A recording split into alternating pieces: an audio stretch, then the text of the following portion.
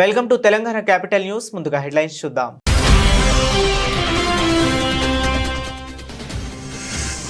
వైసీపీని వీడిన కొద్ది గంటల్లోనే బీజేపీలో చేరిన జకియా ఖానం. పార్టీ సభ్యత్వానికి ఎమ్మెల్సీ పదవికి జకియా ఖానం రాజీనామా.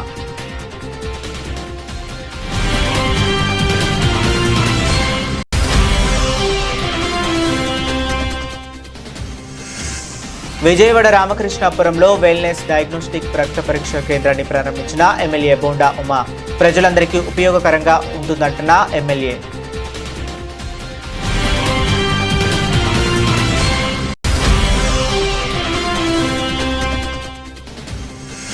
గత బుడమేరు వరదకు గండ్లు పడిన ప్రాంతాలను పరిశీలించిన మంత్రి నిమ్మల రామానాయుడు. రిటైనింగ్ వాల్ నిర్మాణం కోసం పనులు మొదలు పెట్టబోతున్నామని వెల్లడి.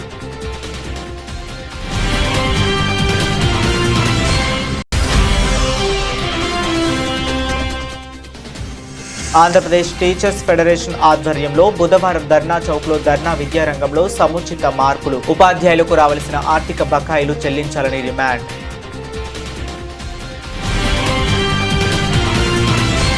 వైసీపీకి రాజీనామా చేసిన శాసన మండలి వైస్ చైర్పర్సన్ పదవికి రాజీనామా చేసిన జకియా ఖానం బీజేపీలో చేరారు. విజయవాడలో బీజేపీ రాష్ట్ర కార్యాలయంలో రాష్ట్ర పార్టీ అధ్యక్షులు పురంధరేశ్వరి ఆధ్వర్యంలో కాషాయ కండువా కప్పుకున్నారు. బీజేపీ నినాదం సబ్కే సాత్ సబ్కా వికాస్ అని పార్టీలో కుల మతాలకు తావులేదని స్పష్టం చేశారు. శాసన మండలి వైస్ చైర్పర్సన్ పదవికి రాజీనామా చేసిన జకియా ఖానం బీజేపీలో చేరారు. బీజేపీ రాష్ట్ర అధ్యక్షురాలు పురంధరేశ్వరి ఆధ్వర్యంలో ఆమె కాషాయ కండువా కప్పుకున్నారు.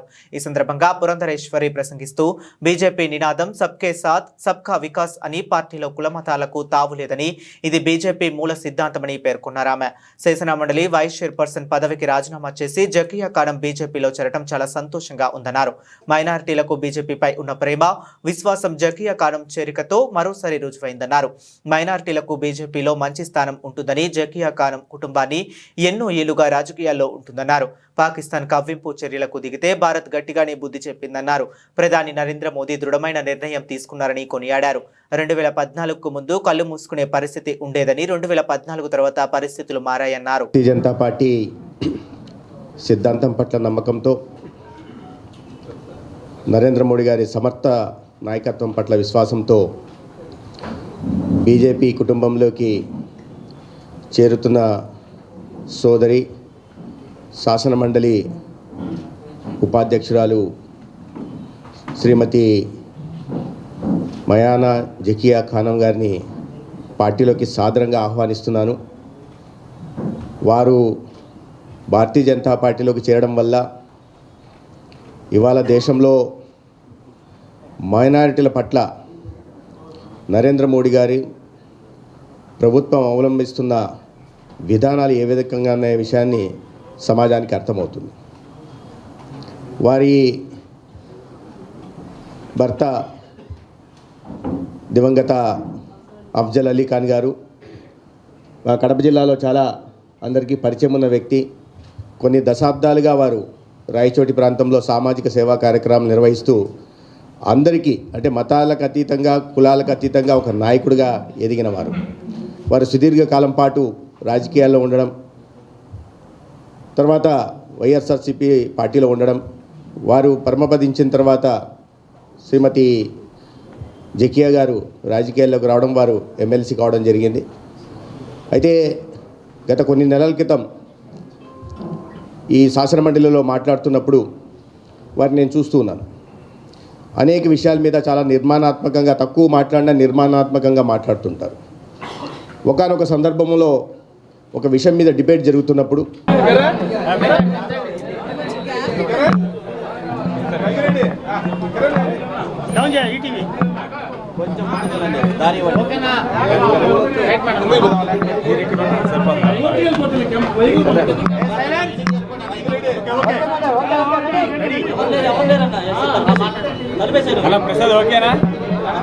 మీడియా మిత్రులకు అందరికీ ధన్యవాదాలు తెలుపుకుంటున్నాను.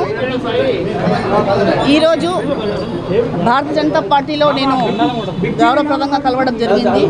పార్టీలో ఆహ్వానించినందుకు మన రాష్ట్ర అధ్యక్షురాలు గౌరవనీయులు పురంధేశ్వరి మేడం గారికి, మన రాష్ట్ర మంత్రివర్యులు శ్రీ సత్యకుమార్ గారికి నేను మనస్ఫూర్తిగా ధన్యవాదాలు తెలుపుకుంటున్నాను. ముస్లిం మైనార్టీల విషయంలో, మహిళల విషయంలో, సాధికార విషయంలో, సంక్షేమ పథకాల విషయంలో అన్నింటిలో కూడా మైనార్టీలకు కూడా దగ్గరగా ఉండి వాళ్ళకు చేరేందుకు అన్ని విధాలుగా కృషి చేస్తూ ఒక దేశానికి తండ్రిలాగా మన గౌరవ ప్రధానమంత్రి గారు అందరికీ సమానంగా అన్ని కుల మతాలకు అతీతంగా సంక్షేమ పథకాలు ఇవ్వడమే కాక మైనార్టీ మహిళలకు కూడా పెద్దపీట రాజకీయాల్లో వేయాలని ఒక మంచి ఉద్దేశంతో ఆయన దేశాన్ని ముందుకు తీసుకువెళ్తున్నారు. అందుకోసము మైనార్టీలకు మంచి మెసేజ్ ఇవ్వాలి. మైనార్టీలు కూడా భారతీయ జనతా పార్టీలో ఉండాలి. ఉంటేనే మైనార్టీ సామాజిక వర్గానికి కూడా సమాజానికి మంచి మెసేజ్ ఉంటుంది అనే ఒక మంచి సంకల్పంతో నేను ఈరోజు భారతీయ జనతా పార్టీలో చేరడం జరిగింది. అందుకు నేను యుద్ధ సమయంలో కూడా మన కాశ్మీర్ తర్వాత మన భారతదేశానికి సంబంధించిన కాశ్మీర్ పెహల్గాంలో మరణించిన వాళ్ళ కుటుంబాలకు కూడా నేను ప్రగాఢ సానుభూతి తెలుసుకుంటూ మన గౌరవ ప్రధానమంత్రి గారు యుద్ధం విషయంలో అయితే పెద్ద మనసు చేసుకొని ఇరు దేశాలు కూడా హిందుస్థాన్ మన భారతదేశము తర్వాత పాకిస్తాను చర్చించుకొని ఆ యుద్ధం విషయంలో కూడా పెద్ద మనసుతో ఒక తండ్రిలాగా మన ప్రధానమంత్రి గారు వ్యవహరించారు. అందరూ కూడా మైనార్టీలు ప్రధానమంత్రి విషయంలో కూడా ధన్యవాదాలు తెలుపుకుంటున్నారు. అందరూ కూడా మైనార్టీల విషయంలోనే కాక మైనార్టీ ఉమెన్స్ విషయంలో కూడా ఉమెన్స్ త్రిబుల్ తలాక్ విషయంలో కానీ తర్వాత లేడీస్కి ఏవైతే రిజర్వేషన్లు వచ్చే విషయంలో కన్నా అన్ని విధాలుగా కూడా మైనార్టీల ఆడబిడ్డలకు కూడా ఒక మంచి పెద్దపీట వేయాలని సంకల్పం మన గౌరవ ప్రధానమంత్రి గారు తీసుకున్నారు. కాబట్టి ఆయన కూడా ధన్యవాదాలు తెలుపుకుంటూ ఈ పార్టీలో చేరితే అన్ని వర్గాలకు కుల మతాలకు ప్రతి ఒక్కరికి కూడా రాజకీయ పరంగా లీడర్స్ ఉంటారు. మైనార్టీ వర్గాలకు కూడా సామాజికంగా వాళ్ళకు కూడా మెసేజ్ ఇవ్వాలంటే పార్టీలో రావాలా, వచ్చి సర్వీస్ చేయాలనే ఉద్దేశంతోనే నేను ఈ పార్టీలో జాయిన్ అయ్యాను. పదవులో ఆఫర్స్ అనేది ఏం లేదమ్మా. మన ప్రధానమంత్రి గారు ఏవైతే అన్ని విధాలుగా దేశాన్ని ముందుకు తీసుకెళ్తున్నానో ఆయన నాయకత్వంలో పనిచేయాలా అనేది ఒక నాకు ఇష్టంగా ఉండి వచ్చాను.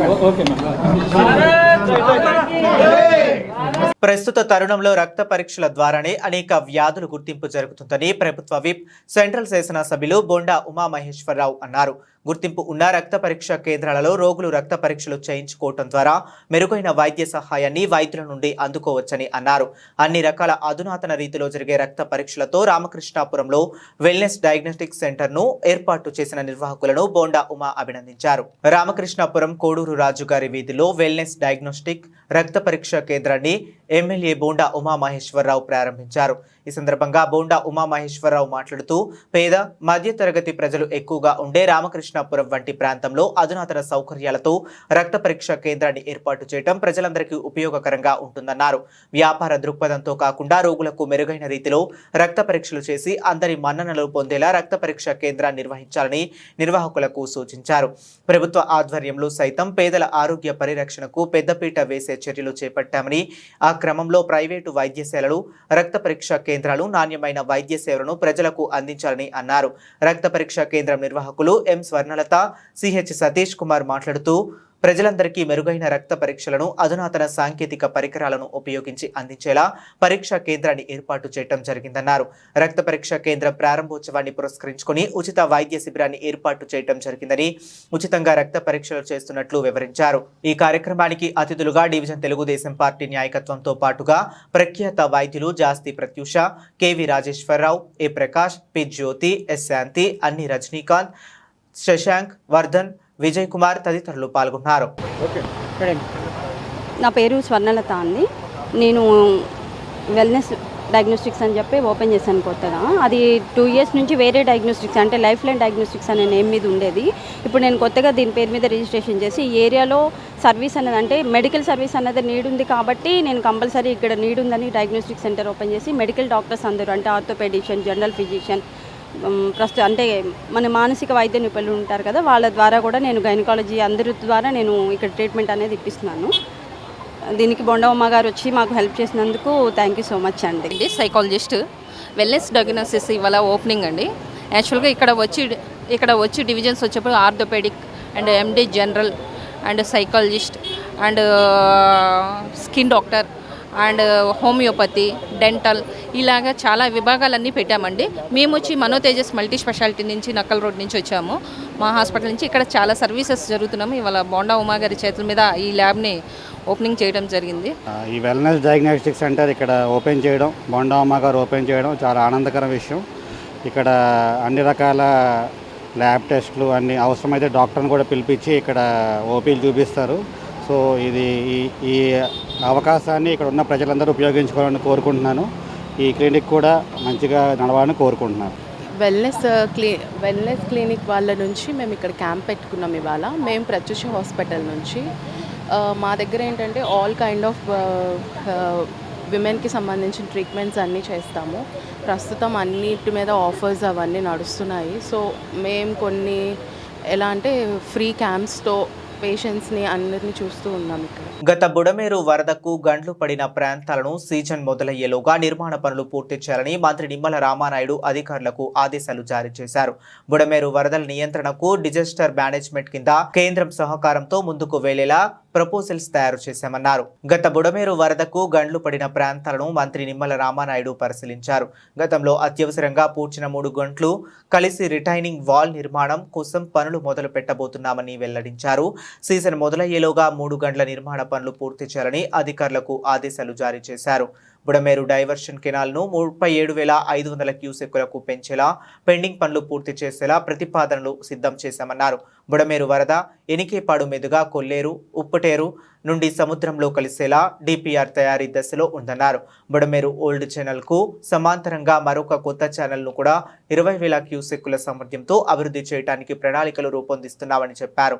మున్సిపల్, రెవెన్యూ, డిజాస్టర్ మేనేజ్మెంట్ శాఖలు సమన్వయం చేసి ప్రతిపాదన ముఖ్యమంత్రికి ముందు ఉంచుతామని చెప్పారు. బెజవాడ దుఃఖదాయినిగా ఉన్నటువంటి బుడమేరు ఏదైతే ఉందో మొన్న వర్షాకాలంలో పడినటువంటి 3 గంటలు ఏదైతే విజయవాడను ముంచెత్తినటువంటి పరిస్థితిని దృష్టిలో పెట్టుకుని ఆ రోజు యుద్ధ ప్రాతిపదికన ఈ యొక్క బుడమేరు 3 గంటలను కూడా ఆ రోజు పూర్తి చేసిన విషయం మీ అందరికీ తెలుసు. అయితే ఆ రోజు తాత్కాలికమైనటువంటి ప్రాతిపదికన యుద్ధ ప్రాతిపదికన విజయవాడ ముంపుని నుంచి రక్షించాలనేటువంటి ఉద్దేశంతో ఆ రోజు వర్షాల్లో ఆ రోజు చేసినటువంటి పనిని పర్మనెంట్గా, ఎందుకంటే ఏదైతే ఇప్పుడు 3 గళ్ళు ఏవైతే బుడమేరుకు పడ్డాయో మొన్నటి సంవత్సరమనే కాదు గతంలో కూడా ఎప్పుడు ఫ్లడ్ వచ్చినా కూడా ఇక్కడే గండ్లు పడుతూ ఉన్నాయి గతంలో కూడా.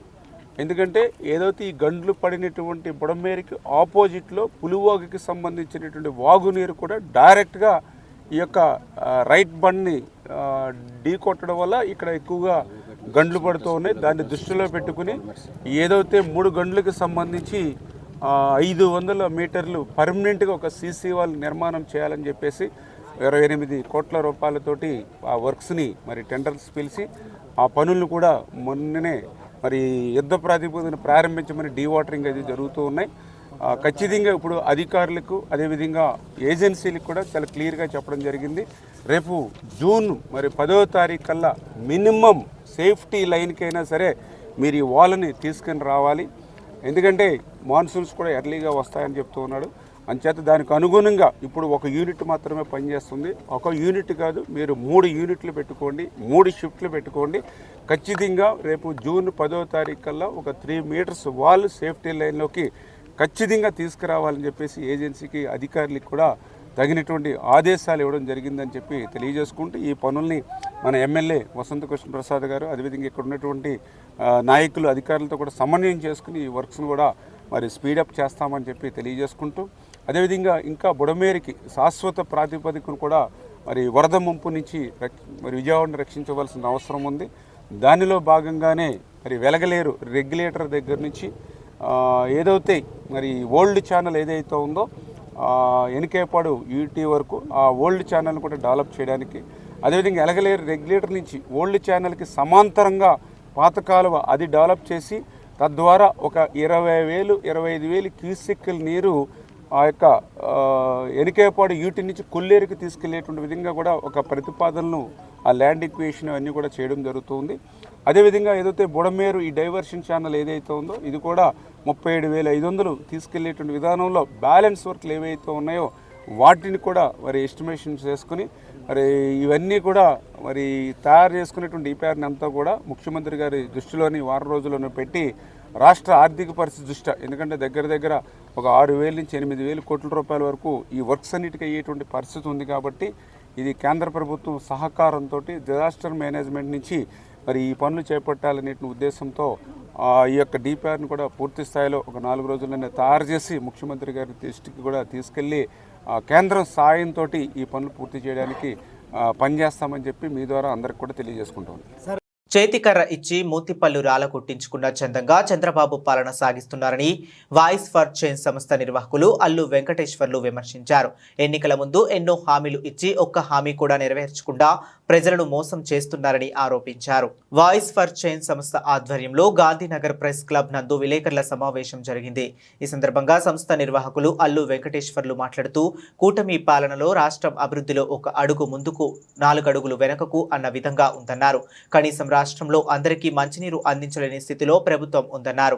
పిల్లలు పోషకాహార లోపంతో ఎదుగుదల కోల్పోతున్నా ప్రభుత్వం పట్టించుకోవటం లేదన్నారు.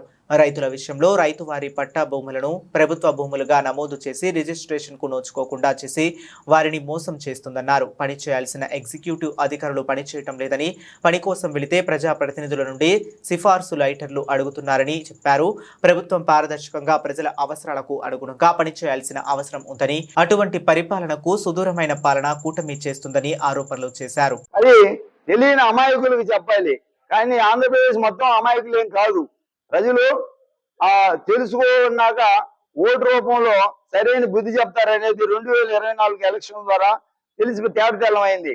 కానీ చంద్రబాబు నాయుడు నాకు ఇదే లాస్ట్ మూమెంట్ కదా, నేను కాకపోతే 2 నెలలు 3 నెలలు ఉంటాము, ఏ పదవిగానో ప్రాణగానోతో పోతానో, ఈ లోపల అన్ని సర్దుబాటు చేసుకోవచ్చు, వీళ్ళు ఉంటేనేం పోతేనేం చేసి ప్రజల ప్రాణాలను గాలికి వదిలేస్తున్నాడు. అది సబబు కాదు. ఇప్పటికైనా చంద్రబాబు నాయుడు ముద్దు నిద్ర వీడి ప్రజల ప్రాణాలకు రక్షణగా వెంటనే ఈ ప్రభుత్వ పాలనని గాడిలో పెట్టాలి. ఉదాహరణకి ప్రకాశం జిల్లా పామూరు మండలంలో మోపాడు రెవెన్యూలో సర్వే నంబర్ 482లో 317 ఎకరాల 21 సెంట్లు ప్రభుత్వ భూమి ఉంటే దాన్ని 615 ఎకరాలుగా వెబ్లాండ్ లో నమోదు చేశారు. ఇట్లా రెవెన్యూ పరంగా ఎన్నో అక్రమాలకు పాల్పడి రెవెన్యూ యంత్రాంగం వాళ్ళకి ఎటువంటి అద్దులు లేకుండా ప్రవర్తిస్తూ ఉంటే ప్రభుత్వ పెద్దలు కిమ్మనకుండా చూస్తూ ఉన్నారు అంటే వీళ్ళు కూడా ఆ పాపంలో పాలు పంచుకున్నట్టే. కాబట్టి ప్రజల్ని వాళ్ళ అమాయకత్వాన్ని ఆసరాగా చేసుకొని ప్రభుత్వాలు ఆటలాడించకుండా వాళ్ళ యొక్క అవసరాలు ఏంటో తెలుసుకొని వాటి మీద శ్రద్ధ పెట్టాలి. నేనే స్వయంగా చంద్రబాబు నాయుడికి ప్రకాశం జిల్లా పామూరు మండలం తూర్పు కట్టికిందపల్లిలో ఒక RO plant, reverse osmosis plant నువ్వు పెట్టి నాంది పలుకు, రాష్ట్రం మొత్తం ఈ ప్లాంట్ పెట్టినటువంటి ఆ యొక్క మైండ్ సెట్ తోటి నువ్వు అన్ని పెడతావని చెప్పేసి స్వయంగా చంద్రబాబు నాయుడుకి అర్జీ ఇచ్చా. ఇది ఖచ్చితంగా చెయ్యాలి ఈ పని. నేను అడిగేది త్రాగునీటి గురించి. పంచభూతాలలో జలం జీవనాధారం, కనీసం ఈ పని. విద్యారంగంలో సముచిత మార్పులు, ఉపాధ్యాయులకు రావలసిన ఆర్థిక బకాయిలు ప్రధాన డిమాండ్లుగా ధర్నా తలపెట్టామని ఆంధ్రప్రదేశ్ టీచర్స్ ఫెడరేషన్ ప్రధాన కార్యదర్శి భానుమూర్తి స్పష్టం చేశారు. గత ప్రభుత్వం అవలంబించిన విధానాలే కూటమి ప్రభుత్వం కూడా అవలంబిస్తుందని ఆరోపించారు. ఆంధ్రప్రదేశ్ టీచర్స్ ఫెడరేషన్ ఆధ్వర్యంలో బుధవారం ధర్నా చౌక్ లో ఈ ధర్నా జరిగింది.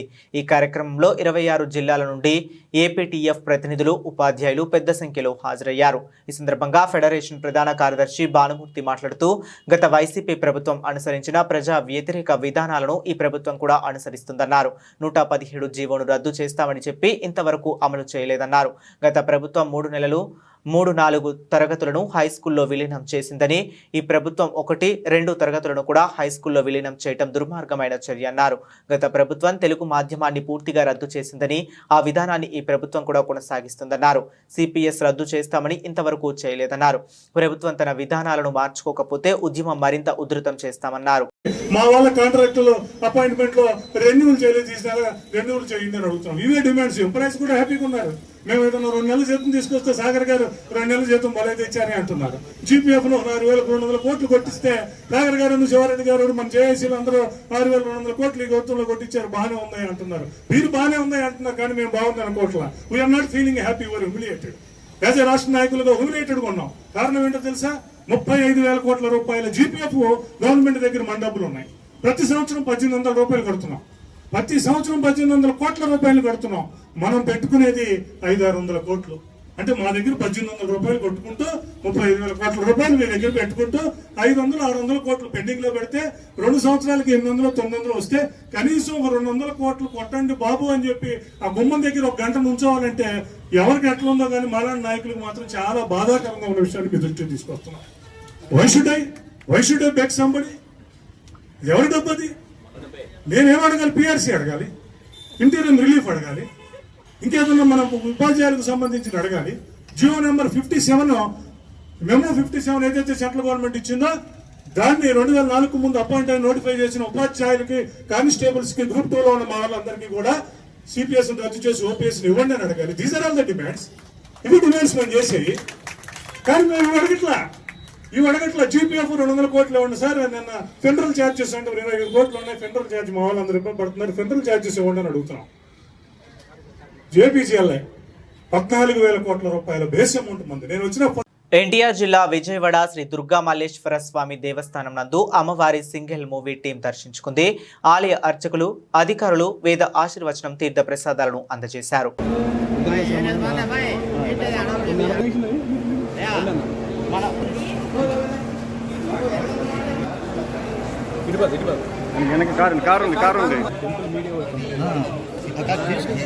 తీసుకోండి.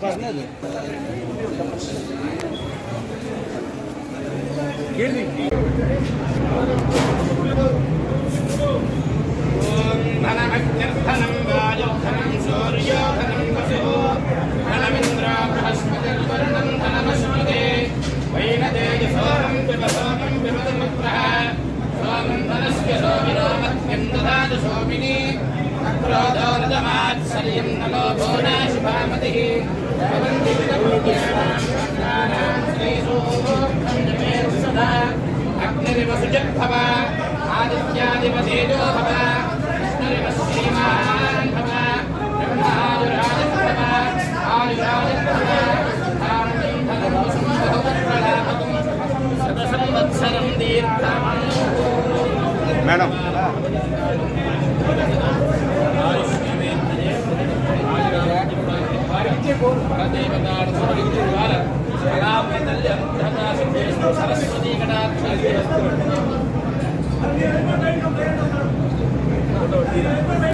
ఇంద్రకీలాద్రి దేవస్థానం నందు కనకదుర్గమ్మకు చేనేత కార్మిక భక్తులు అగ్గిపెట్టెలో పట్టుచీర సమర్పించారు. అగ్గిపెట్టెలో ఇమిడే పట్టుచీర తయారు చేసి అమ్మవారికి అందించడం జరిగిందని చేనేత కళాకారులు నల్లా విజయ్ కుమార్ తెలియజేశారు. ఈ సందర్భంగా ఆలయ నిర్వాహకులు ఆ కళాకారుడిని సత్కరించి అమ్మవారి చిత్రపటాన్ని అందజేశారు. విజయవాడ కనకదుర్గమ్మకు చేనేత కళాకారుడు నల్లా విజయ్ కుమార్ అగ్గిపెట్టెలో ఇమిడే పట్టుచీర తయారు చేసి దుర్గమ్మకు బహుకరించారు. తెలంగాణ రాష్ట్రం సిరిసిల్ల వాస్తవ్యుడైన చేనేత కళాకారుడు నల్లా విజయ్ కుమార్ వారి తండ్రి నల్లా పరంధాములు వారసత్వానికి పునికి పుచ్చుకొని చేనేత కళారంగంలో ఆరితేరినవాడు. రకరకాల చీరలు తయారు చేయగల నైపుణ్యం కలిగిన కళాకారుడు. ఈ చేనేత కుటుంబం ప్రతి 2 ఏళ్లకొకసారి వారి ఇంటి ఇలవేల్పు అయిన కనకదుర్గ అమ్మవారుకు ఆశీర్వచనం కోసం రావటం ఆనవాయితీ. ఈ సందర్భంగా అగ్గిపెట్టెలో ఇమిడే పట్టు చీర తయారు చేసి అమ్మవారికి అందించడం జరిగింది. చీర బరువు 100 గ్రాములు, దీని పొడవు 5.5 మీటర్లు మరియు వెడల్పు 48 ఇంచులు. దీనిని పూర్తిగా పట్టు దారాలతో మరియు గోల్డ్ జరీ వాడటం జరిగింది.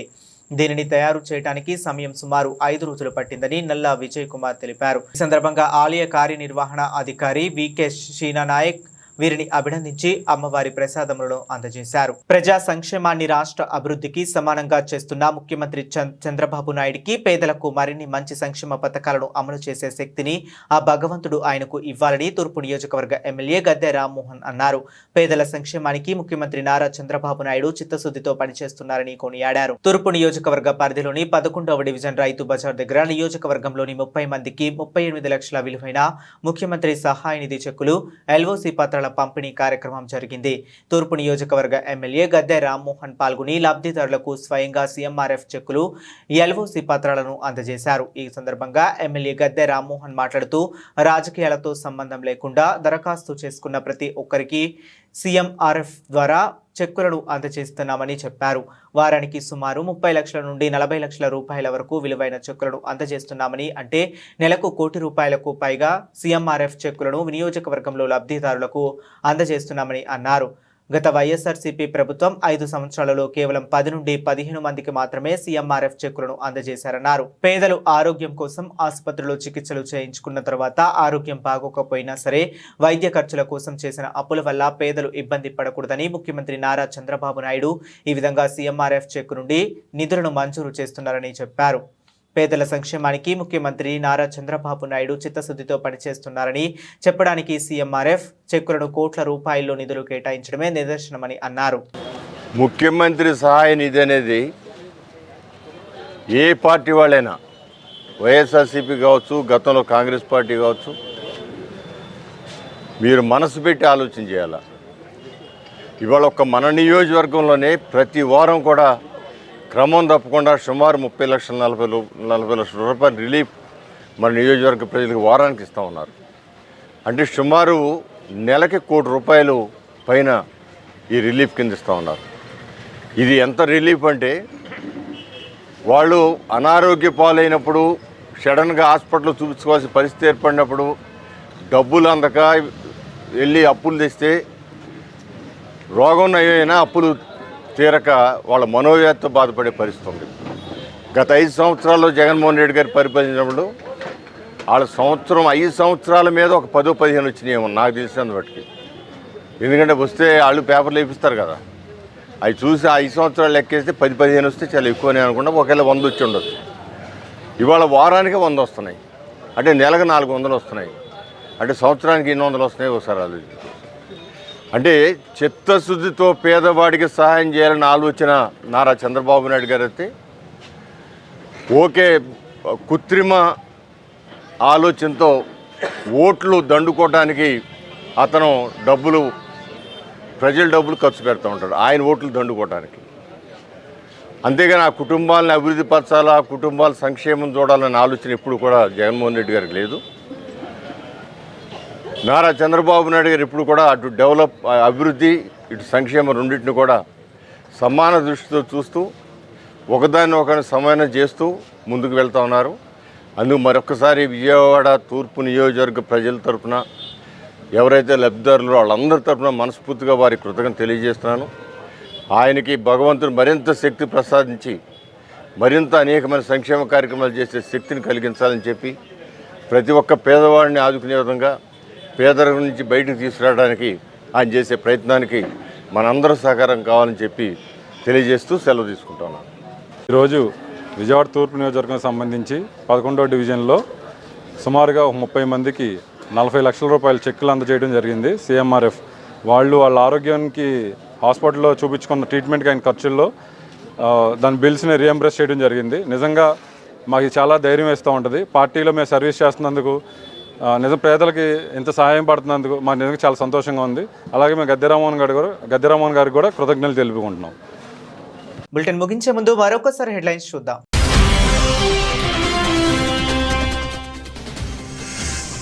వైసీపీని వీడిన కొద్ది గంటల్లోనే బీజేపీలో చేరిన జకియా ఖానం. పార్టీ సభ్యత్వానికి, ఎమ్మెల్సీ పదవికి జకియా ఖానం రాజీనామా.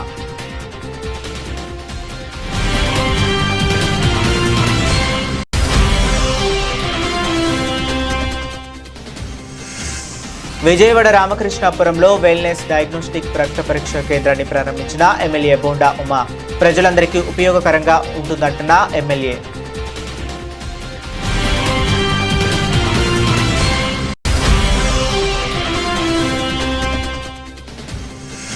గత బుడమేరు వరదకు గండ్లు పడిన ప్రాంతాలను పరిశీలించిన మంత్రి నిమ్మల రామానాయుడు. రిటైనింగ్ వాల్ నిర్మాణం కోసం పనులు మొదలు పెట్టబోతున్నామని వెల్లడి.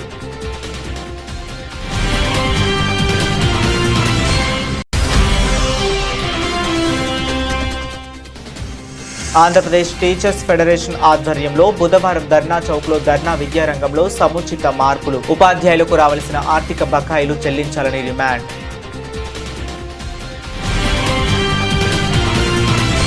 ఇవి ఇప్పటి వరకు ఉన్న అప్డేట్స్. మరిన్ని అప్డేట్స్ కోసం కీప్ వాచింగ్.